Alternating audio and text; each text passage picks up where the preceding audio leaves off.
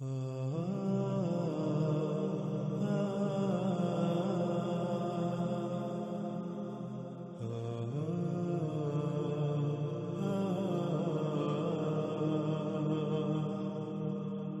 گزشتہ ایک ساتھ میں قرب قیامت الساعۃ نکلنے والی آگ، جو کہ الساعۃ کی آخری بڑی علامات و اشراط میں سے ایک تھی، اس پر کھول کھول کر بات ہو چکی۔ اسی آگ کو جہاں نہ صرف محمد رسول اللہ علیہ السلام نے آج سے 14 صدیہ قبل کھول کھول کر واضح کر دیا تھا، اس کے بارے میں رہنمائی میں کوئی کسر نہیں چھوڑی تھی، تو وہیں اس آگ کو ایک اور مختلف پہلو سے بھی واضح کر دیا تھا۔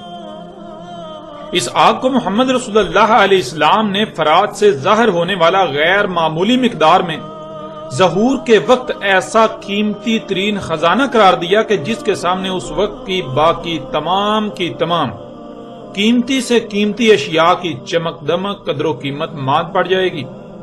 اور مزید اس بارے میں کیا کہا، روایات کو سامنے رکھتے ہوئے آپ بات کرتے ہیں اس موضوع پر۔ آپ کو اس وقت سکرین پر 7 روایات نظر آ رہی ہیں۔ ان روایات پر بات کرنے سے پہلے ان میں استعمال ہونے والے کچھ الفاظ کو جاننا بہت ضروری ہے، اور ان میں پہلا لفظ ہے جبل، اور جبل عربی میں کہتے ہیں غیر معمولی حجم والی شے کو، یعنی بہت بڑی مقدار میں کسی شے کا ہونا۔ یہ خصوصیت پہاڑ میں پائی جاتی ہے، اس لیے پہاڑ کو عربی میں جبل کہا جاتا ہے۔ اس کے علاوہ پہاڑ چوٹی کی مانند ہوتا ہے، اور عربی میں چوٹی راس کو کہتے ہیں، اسی وجہ سے پہاڑوں کو رواسی بھی کہا جاتا ہے۔ پہاڑ کو راس اور پہاڑوں کو رواسی۔ دوسرا لفظ ہے ذہب، اور ذہب عربی میں کہتے ہیں ایسی شے کو جس کے سامنے باقی تمام کی تمام اشیاء کی قدر و قیمت چمک دمک ماند پڑ جائے، جس کی قدر و قیمت چمک دمک باقی سب پر غالب آ جائے۔ اموال و دولت میں یہ خصوصیت سونے میں پائی جاتی تھی، اس وجہ سے سونے کو بھی ذہب کہا جاتا تھا۔ سونے کو ذہب اسی وجہ سے کہا جاتا ہے کیونکہ اس میں یہ خصوصیت پائی جاتی ہے۔ مثلا سونا اگر کسی جگہ پڑا ہو اور وہیں جانور، بھیڑ بکریوں سمیت مختلف اموال و دولت موجود ہوں، تو سونے کی موجودگی میں سونے کے سامنے باقی سب اشیاء کی قدر و قیمت چمک دمک ماند پڑ جائے گی۔ سونے کی قدر و قیمت چمک دمک ان سب پر غالب آ جائے گی۔ بالکل اسی طرح کوئی اور ایسی شے سامنے آ جائے جس کے سامنے سونے کی قدر و قیمت چمک دمک ماند پڑ جائے، تو وہاں سونے کو نہیں بلکہ اس دوسری شے کو عربی میں ذہب کہا جائے گا۔ پھر ناظرین آگے آتا ہے تیسرا لفظ کنز، جس کے معنی ہے قیمتی ترین شے۔ اب آتے ہیں روایات کی طرف، اور سب سے پہلی روایت آپ کو سکرین پر نظر آ رہی ہے۔ رسول اللہ صلی اللہ علیہ وآلہ وسلم نے کہا، ان قریب فرات کے پردہ ہٹائے گا بہت بڑی غیر معمولی مقدار میں خزانے سے، یعنی ایسی قیمتی ترین شے کی بہت بڑی غیر معمولی مقدار سے جس کے سامنے اس وقت کی تمام قیمتی سے قیمتی اشیاء کی چمک دمک قدر و قیمت ماند پڑ جائے گی۔ پھر اس طرح اگلی روایت، رسول اللہ صلی اللہ علیہ وآلہ وسلم نے کہا، نہیں قائم ہوگی الساعۃ، یعنی انسانوں کے اپنے ہی ہاتھوں سے کیے ہوئے مفسد اعمال کے رد عمل میں آنے والی انسانوں پر آخری بڑی تباہی، جو کہ عظیم زلزلہ ہوگا، یہاں تک کہ فرات پردہ ہٹا دے گا ایک بہت بڑی غیر معمولی مقدار میں ایسی قیمتی ترین شے سے جس کی موجودگی میں اس کے سامنے باقی تمام کی تمام قیمتی سے قیمتی اشیاء کی قدر و قیمت چمک دمک ماند پڑ جائے گی۔ تو ناظرین غور کریں، کیا آج ایسی شے موجود ہے جو فرات کی سرزمین سے ظہور پذیر ہوئی، جس کے سامنے سونے کی بھی قدر و قیمت چمک دمک ماند پڑ گئی؟ جب غور کریں تو حقیقت آپ کے سامنے ہے، اور آج نہیں بلکہ کب کا اس شے کا ظہور ہو چکا، اور آج اسے خام تیل سیال سونا یعنی مایا حالت میں سونا یا بلیک گولڈ یعنی کالا سونا کا نام دیا جاتا ہے۔ ناظرین خام تیل کے ظہور سے پہلے سونے کو ذہب کہا جاتا تھا، کیونکہ سونا ذہب تھا، یعنی سونے میں یہ خصوصیت پائی جاتی تھی کہ سونے کے سامنے باقی تمام کی تمام قیمتی سے قیمتی اشیاء کی قدر و قیمت چمک دمک ماند پڑ جاتی تھی۔ لیکن آج وہ مقام سونے کو نہیں بلکہ خام تیل کو حاصل ہو چکا ہے، اور خام تیل کو کیوں یہ مقام حاصل ہوا؟ اس کی وجہ یہ ہے کہ سونے سے آپ کچھ بھی خرید تو سکتے ہیں، لیکن سونے سے کچھ بھی بنا نہیں سکتے۔ اس کے برعکس آج جنہیں آپ سہولتوں، آسائشوں اور آسانیوں کا نام دیتے ہیں، ایجادات کا نام دیتے ہیں، جنہیں آپ اپنے لیے مسیحا سمجھتے ہیں، ان سب کی تخلیق صرف اور صرف خام تیل سے ہی ممکن ہو سکی۔ اس وقت اسی خام تیل سے دنیا جنت کا منظر پیش کر رہی ہے۔ جسے آپ صنعتی انقلاب کا نام دیتے ہیں، وہ اسی خام تیل کی دریافت سے ہی ممکن ہوا۔ آج کون سی شے ایسی ہے جو خام تیل سے نہ بنائی جا رہی ہو، یا پھر اس میں خام تیل کا بنیادی کردار نہ ہو؟ ناظرین، یہ وہ وجہ ہے کہ آج آپ چاہ کر بھی سونے کو ذہب نہیں کہہ سکتے، بلکہ آج ذہب خام تیل ہے۔ بالکل ایسے ہی جیسے صدارت، وزارت عظمیٰ سمیت کوئی بھی عہدہ یا مقام ہوتا ہے، آج کسی کے پاس تو کل کو کوئی دوسرا وہ مقام پا سکتا ہے۔ کوئی تب تک صدر کہلائے گا جب تک کہ کسی دوسرے کو وہ مقام حاصل نہیں ہو جاتا۔ بالکل ایسے ہی آج سونا ذہب نہیں ہے، بلکہ آج وہ مقام خام تیل کو حاصل ہو چکا۔ یوں آج اب جب غور کریں تو آپ کو بالکل واضح ہو جاتا ہے کہ آج خام تیل وہ شے ہے جس کے سامنے تمام کی تمام قیمتی سے قیمتی اشیاء، ان میں سونا بھی آ جاتا ہے، سونے کی بھی قدر و قیمت، چمک دمک ماند پڑ جاتی ہے۔ خام تیل کی قدر و قیمت، مانگ، چمک دمک باقی سب پر غالب ہے۔ یوں آج ذہب سونا نہیں بلکہ خام تیل کہلائے گا۔ آج ذہب سونا نہیں بلکہ خام تیل ہے۔ رسول اللہ علیہ السلام نے یہ نہیں کہا تھا کہ فرات سے سونے کا پہاڑ نکلے گا۔ رسول اللہ علیہ السلام نے کہا تھا کہ ذہب کا جبل نکلے گا۔ ذہب یعنی ایسی قیمتی ترین شے جس کے سامنے باقی تمام کی تمام قیمتی سے قیمتی اشیاء کی چمک دمک قدر و قیمت ماند پڑ جائے، جس کی چمک دمک قدر و قیمت باقی سب پر غالب آ جائے، اس شے کا بہت ہی بڑی تعداد میں، بڑی مقدار میں، غیر معمولی مقدار میں ظہور ہونا تھا۔ مزید محمد رسول اللہ علیہ السلام نے اس کی پہچان اور اس کے بارے میں کیا بیان کیا، یہ واضح کرنے کے لیے بڑھتے ہیں اگلی روایات کی طرف۔ رسول اللہ صلی اللہ علیہ وآلہ وسلم نے کہا، نہیں قائم ہوگی الساعۃ، انسانوں کے اپنے ہی ہاتھوں سے کیے ہوئے مفسد اعمال کے رد عمل میں آنے والی انسانوں پر آخری بڑی عظیم تباہی، عظیم زلزلہ، یہاں تک کہ فرات پردہ ہٹائے گا ایک بہت بڑی غیر معمولی مقدار میں ایسی قیمتی ترین شے سے جس کی موجودگی میں اس کے سامنے باقی تمام کی تمام قیمتی سے قیمتی اشیاء کی قدر و قیمت چمک دمک ماند پڑ جائے گی۔ لوگ لڑیں گے اس پر، پس ان کے 10 سے 9 قتل ہوں گے۔ رسول اللہ صلی اللہ علیہ وآلہ وسلم نے کہا، نہیں قائم ہوگی الساعۃ، یعنی انسانوں کے اپنے ہی ہاتھوں سے کیے ہوئے مفسد اعمال کے رد عمل میں آنے والی انسانوں پر آخری بڑی تباہی، عظیم زلزلہ، یہاں تک کہ فرات پردہ ہٹائے گا ایک بہت بڑی غیر معمولی مقدار میں ایسی قیمتی ترین شے سے جس کی موجودگی میں اس کے سامنے باقی تمام کی تمام قیمتی سے قیمتی اشیاء کی قدر و قیمت چمک دمک ماند پڑ جائے گی۔ لوگ لڑیں گے اس پر، پس ان کے ہر 100 میں سے 99 قتل ہوں گے۔ پس ان میں سے ہر شخص یہی کہے گا کہ ہو سکتا ہے میں ہی وہ ہوں جو بچ جاؤں۔ رسول اللہ صلی اللہ علیہ وآلہ وسلم نے کہا، نہیں قائم ہوگی الساعۃ، یعنی انسانوں کے اپنے ہی ہاتھوں سے کیے ہوئے مفسد اعمال کے رد عمل میں آنے والی انسانوں پر آخری بڑی تباہی، عظیم زلزلہ، یہاں تک کہ فرات پردہ ہٹا دے گا ایک بہت بڑی غیر معمولی مقدار میں ایسی قیمتی ترین شے سے جس کی موجودگی میں اس کے سامنے باقی تمام کی تمام قیمتی سے قیمتی اشیاء کی قدر و قیمت چمک دمک ماند پڑ جائے گی۔ پس جب لوگ اس کے بارے میں سنیں گے تو لوگ اس کی طرف چل پڑیں گے، یعنی اس کو حاصل کرنے کے لیے اس کی طرف اپنا رخ کر لیں گے۔ پس کہیں گے جو اس کے پاس ہوں گے، اللہ کی قسم اگر ہم نے چھوڑ دیا تو اس سے سارے کا سارا لے جائیں گے۔ پس لوگ اس پر لڑیں گے حتیٰ کہ تمام کے تمام سے 99% قتل ہوں گے۔ ناظرین، آپ نے روایات کو دیکھا، ان میں رسول اللہ علیہ السلام نے کیا کہا۔ اب اس بات پر غور کریں کہ کیا آج ایسا ہو رہا ہے؟ کیا خام تیل جو موجودہ دور کی قیمتی ترین شے ہے، جس کے سامنے تمام کی تمام قیمتی سے قیمتی ترین اشیاء کی چمک دمک ماند پڑ گئی، سونے کی جگہ یہ ذهب بن گیا، تو کیا جب یہ خام تیل نکلا تو اس کی طرف دنیا کے لوگ بڑھے؟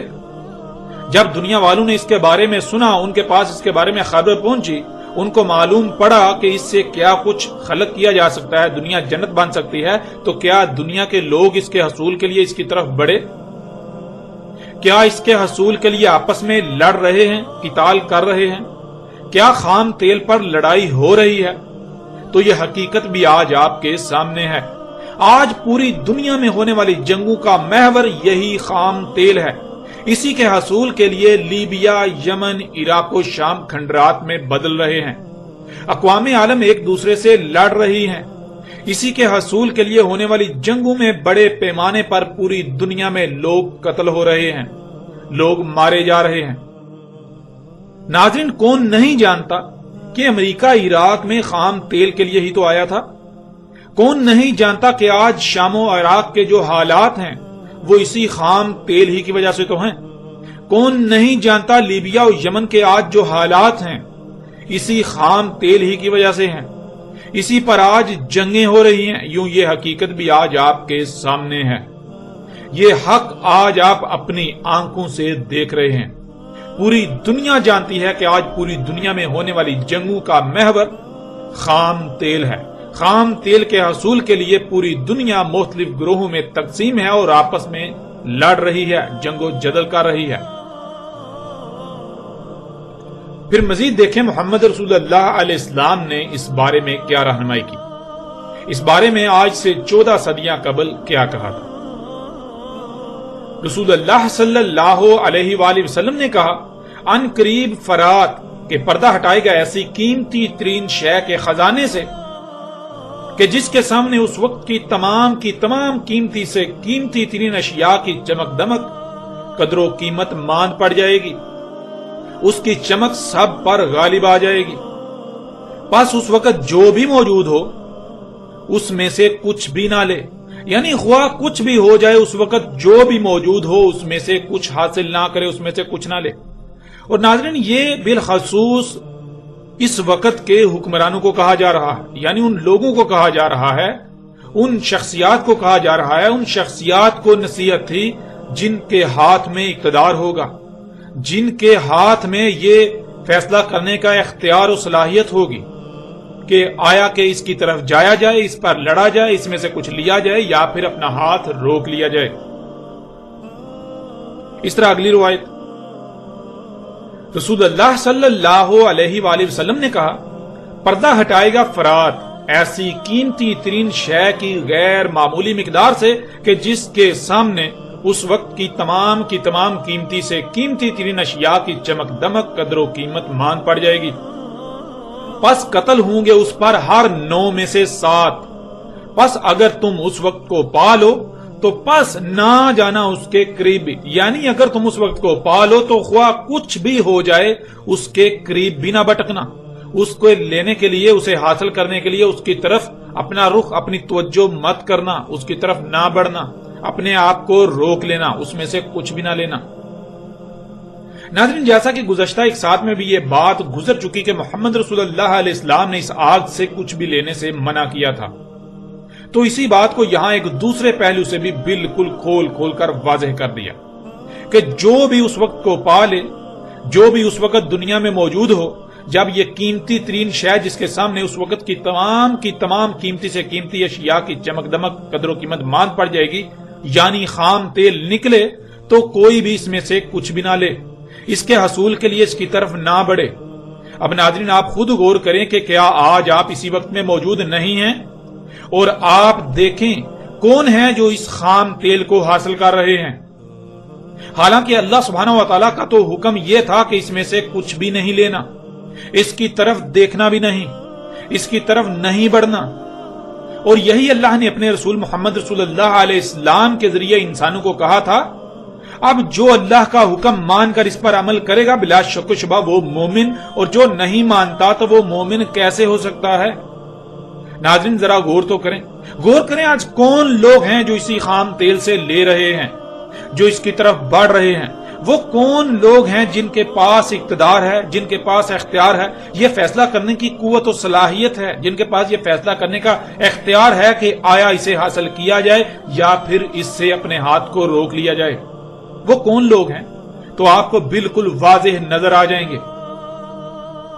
اگر تو وہ ایسا کرتے ہیں جو اللہ نے حکم دیا تھا اس طرح کرتے ہیں تو اللہ کے قانون میں مومن، اگر وہ ایسا نہیں کر رہے تو وہ مومن کیسے ہو سکتے ہیں؟ مومن تو کہتے ہیں جو حکم دیا جا رہا ہے اس کو نہ صرف دل سے رضامندی کے ساتھ تسلیم کرنا بلکہ اس پر عین اسی طرح عمل کرنا جس طرح حکم دیا جا رہا ہے، جس طرح کرنے کا کہا جا رہا ہے۔ تو ذرا غور کریں، کیا آج بالکل وہی کیا جا رہا ہے جو اللہ کا حکم ہے، اللہ نے جو حکم دیا تھا، یا پھر اللہ کے حکم کے برعکس کیا جا رہا ہے، یا پھر اللہ کے حکم کے برعکس ہو رہا ہے؟ وہ شخصیات، وہ لوگ جن کے ہاتھ میں اقتدار ہے، جن کے ہاتھ میں پوری کی پوری قوموں کا حال و مستقبل ہے، وہ کیا کر رہے ہیں؟ آیا کہ وہ اسے حاصل کر رہے ہیں یا پھر اسے حاصل کرنے سے رکے ہوئے ہیں؟ وہ اس کی طرف بڑھ رہے ہیں یا پھر بڑھنے سے رکے ہوئے ہیں؟ اور اللہ نے کیا حکم دیا وہ کیا کر رہے ہیں؟ یہ تمام کے تمام حقائق آج آپ اپنی آنکھوں سے دیکھ رہے ہیں، یہ حق آج آپ اپنی آنکھوں سے دیکھ رہے ہیں، حقیقت آج آپ کے سامنے ہے۔ یہ عرب جو آج اسی خام تیل کی وجہ سے دنیا میں جنت کے مزے لوٹ رہے ہیں، ان کو کس نے یہ اختیار دیا کہ اللہ کے غیب کا کفر کریں، یہ اللہ کی آیات کی تکذیب کریں کہ اللہ نے اس خام تیل کو کسی نہ کسی مقصد کے لیے خلق کیا تھا اور یہ اسے وہاں سے نکال کر اپنے مقاصد کے لیے استعمال کریں؟ یہ اس بات کا اعلانیہ کفر کریں کہ نہیں، اللہ نے اسے کسی مقصد کے لیے خلق نہیں کیا تھا، اللہ نے تو اسے اس لیے خلق کیا تھا تاکہ ہم نکالیں اور جو جی چاہے کریں۔ یہ خام تیل نکالیں، انہیں یہ کس نے اختیار دیا؟ ان کو یہ کس نے حکم دیا؟ کس نے اجازت دی؟ ان کو کس نے یہ اختیار دیا، اجازت دی کہ اسے حاصل کریں؟ اللہ کا حکم تو اس کے برعکس تھا، تو ایسے لوگ مومن کیسے ہو سکتے ہیں؟ اے آل سعود، اے عرب حکمرانوں اور اے آل سعود اور عرب امراء کے ٹکڑوں پر پلنے والو، یہ جان لو تم بدترین مشرک ہو۔ ہاں تم مشرک ہو، بدترین مشرک۔ آنکھیں کھول کر دیکھ لو اور کان کھول کر سن لو، تم دنیا کے بدترین مشرک ہو۔ باقی اقوام عالم تو تھی ہی مشرک، لیکن تم تو مومن ہونے کے دعوے دار ہو، اس لیے تم منافقین کا کفر واضح کرنا بہت ضروری ہے۔ جو ہیں ہی کافر ان کو تو سب جانتے ہیں، لیکن تم تو منافقین ہو، تم منافقین ایمان و اسلام کے لبادے اڑے ہوئے ہو۔ تمہیں تکلیف تو بہت ہوگی، لیکن جان لو اس ذات کی قسم جو احد ہے، جو رب العالمین ہے، تم لوگ بدترین مشرک ہو۔ خواہ تمہیں یہ حق کتنا ہی ناگوار کیوں نہ گزرے، لیکن جان لو یہ حق ہے، یہ حق ہے کہ تم بدترین منافق ہو، تم اللہ کے سب سے بڑے مجرم ہو۔ اپنی آنکھیں کھول لو اس سے پہلے کہ دیر ہو جائے۔ جان لو یہ آخری بار متنبہ کیا جا رہا ہے، وقت بالکل ختم ہو چکا، اس کے بعد تمہارے پاس کوئی بہانہ نہیں رہے گا۔ آج تم نہیں مانتے تو جان لو وہ رب جو تم پر یہ حق آج واضح کر رہا ہے وہ منوانے پر بھی قادر ہے، اس نے تم سے منوانا بھی قدر میں کر دیا۔ آج اگر مانتے ہو تو دنیا و آخرت میں فائدے میں رہو گے، اور اگر آج تکبر کرتے ہو اور نہیں مانتے تو جان لو تمہیں ماننا ہوگا۔ تم مانو گے لیکن تب تمہارا ماننا تمہیں کوئی نفع نہیں دے گا۔ جان لو عذاب عظیم تمہارے سر پر آ چکا۔ اپنی آنکھیں کھول لو، بعد میں سوائے پچھتاوے کہ تمہارے پاس کچھ نہیں رہے گا۔ اے دنیا کے لوگوں، خواہ کسی بھی خطے سے ہو، کسی بھی رنگ، نسل، مذہب، فرقے یا گروہ وغیرہ سے تعلق رکھتے ہو، اپنے گریبان میں جھانکو اور سوال کرو خود سے کہ کیا تم اس ذات کی غلامی کر رہے ہو جس نے تمہیں وجود دیا؟ وہی ذات جس نے تمہارے آباء و اجداد کو وجود دیا، وہی ذات جو تمام مخلوقات کو وجود دے رہی ہے، جس نے تمام مخلوقات کو وجود دیا۔ غور کرو اور پہچانو اس ذات کو کہ وہ کون ہے، غور کرو اور پہچانو اس ذات کو کہ وہ ذات کون ہے، اور کیا تم اس کی غلامی کر رہے ہو یا پھر تم جرائم کر رہے ہو، اپنی ہی خواہشات کی اتباع کر رہے ہو۔ اپنے اعمال میں غور کرو، اپنا احتساب کرو اس سے پہلے کہ تمہارا احتساب کیا جائے۔ جان لو وقت بالکل ختم ہو چکا۔